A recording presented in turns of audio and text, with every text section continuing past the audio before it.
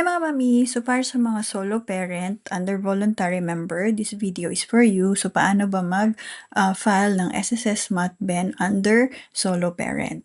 So sa member type natin, ang ilalagay natin dito is voluntary member and maternity case under solo parent. So kung mapapansin nyo, mas madami yung or mas mahaba yung leave duration ng solo parent. So ibig sabihin, mas malaki yung nakukuha ng mga solo parents compare sa mga normal delivery or CS delivery. So, sa step number 2, enter lang natin yung EDD natin. So, for example, yan, October.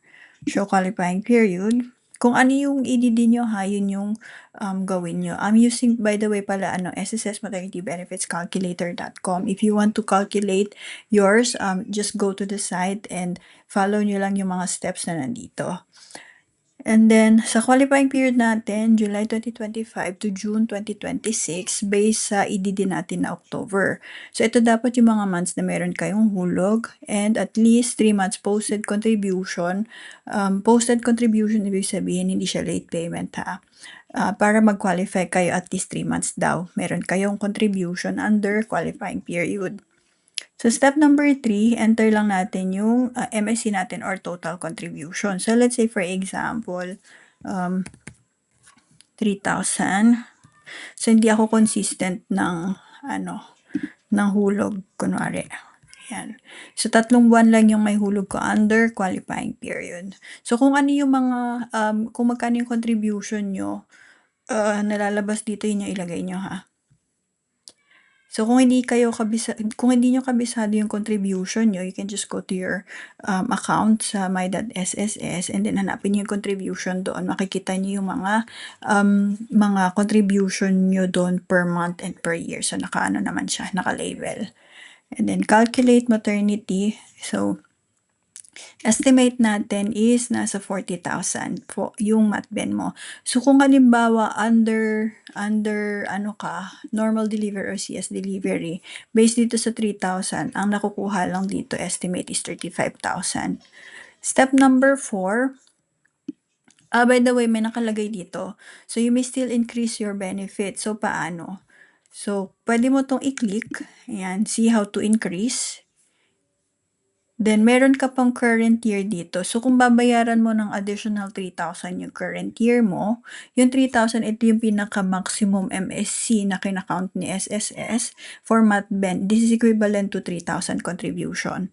So, instead na ito lang dapat yung makukuha nyo, diba? So, mag-i-increase siya ng additional 13,333 if magbabayad ka ng 3,000 kung meron ka pang remaining qualifying period. So, let's say, calculate natin yung possible increase. So, diba, nag-increase siya or tumaas siya. Ayan, so, let's go back to main calculator. Right, so, kunwari, ito muna. So, pinakita ko lang sa inyo kung paano siya ma-increase ha. Kung nakita nyo to, itong you may still increase your benefit. I-click nyo siya para makita nyo kung ano yung next step na pwede nyong gawin. Kasi sayang din yung pwede nyong madagdagan, sayang din yung pwedeng madagdag sa inyo na benefits. Right? So, sa step number 4, pinapakita lang dito yung mga missing month mo. So, may nakalagay dito. Ayan, so, yung missing month, yung deadline, and yung status. So, ibig sabihin ng past deadline, ibig sabihin nakalipas na siya. So, hindi mo na siya pwedeng bayaran. Kung mabayaran mo man siya, makapag-generate ka ng PRN, considered late payment na siya for MatBen. So, kung halimbawa naman, ito, may nakita kayong within deadline. For quarterly payment, pwede mo pa siyang mabayaran provided you generate 1 PRN and sabay-sabay mo siyang babayaran. And nakalagay naman dito kung kailan yung deadline. On or before end of this month. Yan. So normally, ang due date ng SSS contribution is on or before end of the following month. Pero may exception kasi kapag sa MATBEN or sa maternity benefits yung gagamitin. So kapag yung last month ng qualifying period mo is, let's say for example, June mo din dapat kailangan mahulugan siya. Kasi pag hinulugan mo to ng July, late payment na siya. So kaya lang siya merong April, May, June, nababayaran mo ng June kasi this is for quarterly payment. So kung babayaran mo siya ng isang bagsakan or itong quarter na to magkakasabay, April, May, June, babayaran mo siya ng on or before end of June. Right, so sa step number 5, yan, Mat 1. So kung nakapag-file ka na ng Mat 1. So, kailangan mo lang i-fill up dito yung mga applicable sa'yo. This is case-to-case basis. So, yes, I already filed Mat 1. Kung halimbawa naman hindi pa, yan, select mo lang. No, I have not filed Mat 1. Kung halimbawa naman my former employer filed it before, lagay mo lang din siya. And then, may mga follow-up question dito na lumalabas. I-select mo lang kung ano yung applicable sa inyo. So, yes, within 6 months. Or kung halimbawa naman, no. So, meron ditong to do na kailangan mong gawin or basahin mo lang kung ano yung sinasabi dito. So, balik tayo sa yes, I have filed and yes, I have confirmation or proof. So, halimbawa kung wala pa, ayan. So, meron ditong mga pwede mong gawin or basahin mo lang din. Step number 6, yan. Go to step number 6. For solo parent, i-check nyo yung solo parent ID, check. So, kung halimbawa, meron ka ng solo parent ID, kung valid pa ba siya, usually, 1 year lang kailangan mo siyang i-renew or kailangan mo kumuha ng bago if expired na siya. So, yan. Yes, I have a solo parent ID. So, kung halimbawa naman, if your solo parent ID valid on your expected delivery date or childbirth date, select mo kung ano yung applicable sa yes, it is valid through EDD childbirth. No, it may be expired before childbirth. So, kung expired na siya or may expired na siya, you have to renew. Yan, punta lang kayo sa dito sa MSWDO or sa mga LGU. Doon siya nire-renew.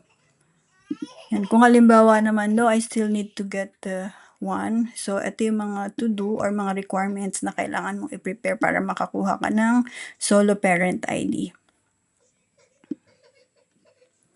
And then, step number 7, yung DAE mo or yung disbursement account, kung meron na ba.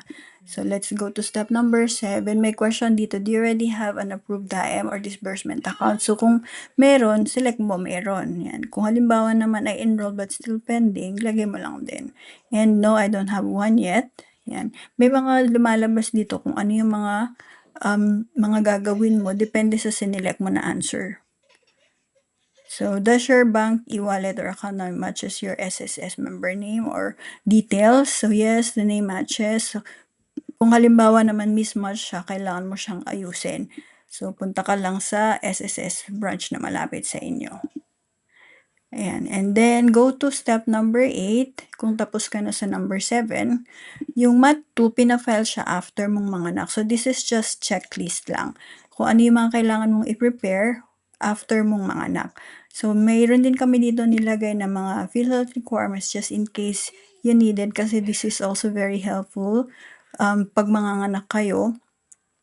Ito yung mga requirements na pwede mo ring i-prepare. Okay, so kung halimbawa manganak kayo sa mga hospital or clinics or lying in na under PhilHealth accredited, yan, pwede nyo itong i-present and ang benefits naman nito is you can get discount. Okay, so sayang din yun. If ever na meron kayong requirements or PhilHealth requirements and pasok kayo, then you can get the benefits also of the PhilHealth. Alright, so sa mga gusto magpa-check ng kanilang SSS MATBEN or magpa-estimate ng kanilang MATBEN, comment lang your EDD and your month contribution, and for self-computation, punta lang kayo sa ssmaternity-benefits-calculator.com. And if in case you need extra fund, I have a referral link dito. I-click nyo lang tong apply for a Union Bank credit card and mapupunta kayo sa website ni Union Bank, there is no commitment po dito whether you're approved or not. Pwede po kayong mag-fill up. This is very helpful in case you have emergency. Pwede mo siyang magamit as emergency or extra fund.